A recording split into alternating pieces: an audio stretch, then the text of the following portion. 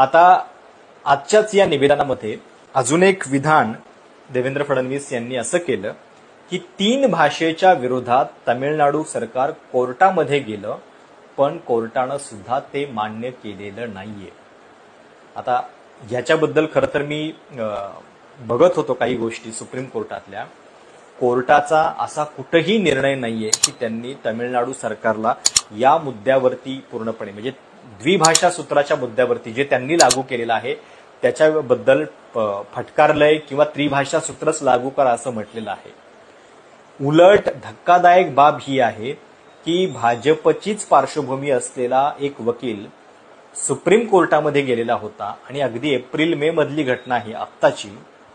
त्यावेळी त्यांनी असा दावा केलेला होता की या 3 राज्यांना तमिळनाडू, केरळ आणि पश्चिम बंगाल या 3 राज्यांना कोर्टानं डायरेक्शन्स द्यावेत की नॅशनल एज्युकेशन पॉलिसीच्या अंतर्गत 3 लँग्वेज फॉर्म्युला हा त्यांनी स्वीकारला पाहिजे. पण त्यावेळी सुप्रीम कोर्टानं त्यांची ही बाब जी आहे ती मान्य केली नाही.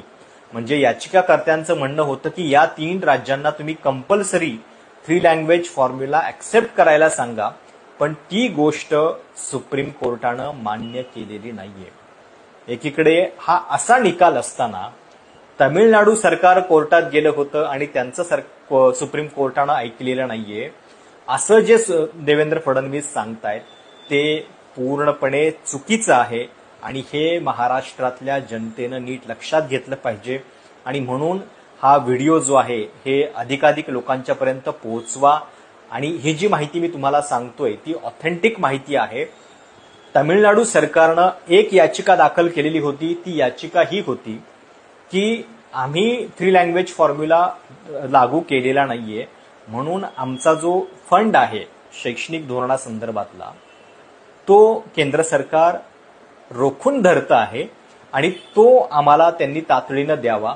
या संदर्भातली याचिका कोर्टामध्ये तमिळनाडू सरकारनं दाखल केलेली होती. म्हणजे 3 लँग्वेज फॉर्म्युलाबद्दल त्यांना कुठेही कोर्टानं असं काही आदेश जे आहेत ते दिलेले नाहीयेत आणि मुळात देऊ शकत नाही. कारण मी जसं तुम्हाला म्हटलं की प्रायमरी एज्युकेशन हा पूर्णपणे कॉन्करंट सब्जेक्ट आहे, समवर्ती सूचीमध्ये आहे, ज्याच्यावरती राज्य सरकार सुद्धा त्यांना हवे असलेले कायदे जे आहेत ते करू शकतं. आता तुम्हाला माहितीये आपल्याकडं तंत्रज्ञान इतकं सोपं आणि इतकं पारदर्शी झालेलं असताना सुद्धा आपल्या राज्याचे नेते इतकी ढळढळीत विधानं कशी काय करू शकतात हा खरोखर मला प्रश्न पडला. कारण ज्यावेळी देवेंद्र फडणवीसांनी हे विधान केलं त्याच्यानंतर मी सहज जे ग्रोक नावाचं ऍप आहे त्या ग्रोकवरती हा प्रश्न विचारला की is 3rd language compulsory in national education policy. त्याच्यावरती ग्रोकनं दिलेलं जे उत्तर आहे ते सुद्धा पुरेसं आहे. ग्रोक असं म्हणतं की national education policy recommends 3 language formula which encourages students to learn 3 languages in school with at least 2 being native Indian languages. However, it is not strictly compulsory in the sense of being uniformly mandated across all states or schools.